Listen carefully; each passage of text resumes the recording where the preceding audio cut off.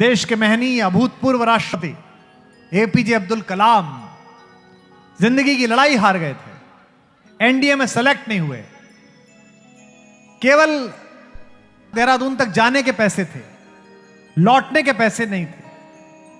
आप में से कितने लोग ऋषिकेश गए? हाथ उठा के बताइए।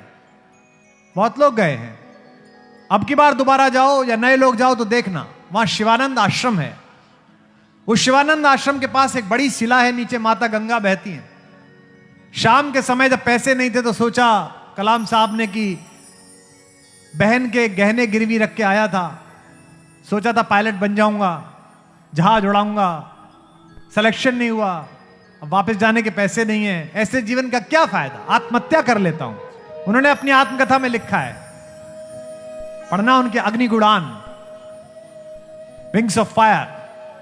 उसमें लिखा है कि मैंने सोचा कि मैं आत्महत्या कर लेता हूं। शाम के समय टहल रहे थे, इसी उद्विग्नता के साथ कि कूदूं, संध्या करके आरती करके माता गंगा को प्रणाम करने के लिए स्वामी शिवानंद जी निकले। उन्होंने देखा एक लड़का टहल कदम कर रहा है और बिल्कुल कोने पे आके रुकता है। पुराना अनुभव, ज्ञानी आदमी, तपस्वी संत पहचान गए। बोले बेटा एक सेकंड रुक, यहां। प्रणाम महाराज।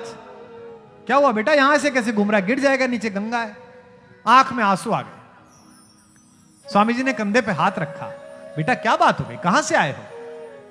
महाराज केरल से आया हूं। स्वामी जी ने मुस्कुरा कर कहा, फिर अंदर चल, तू तो मेरे आद्य शंकराचार्य के गांव से आया है, अंदर चल, ये सनातन धर्म है, ये भारत है।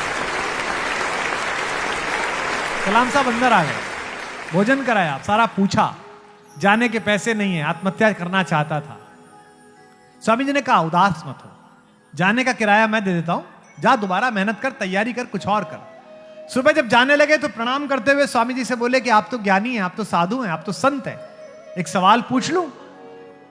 इस एक सवाल ने भारत को वो हस्ती दी जिसके कारण आकाश में हिंदुस्तान की बादशाह दुनिया के किसी भी बड़े मुल्क से ज्यादा है।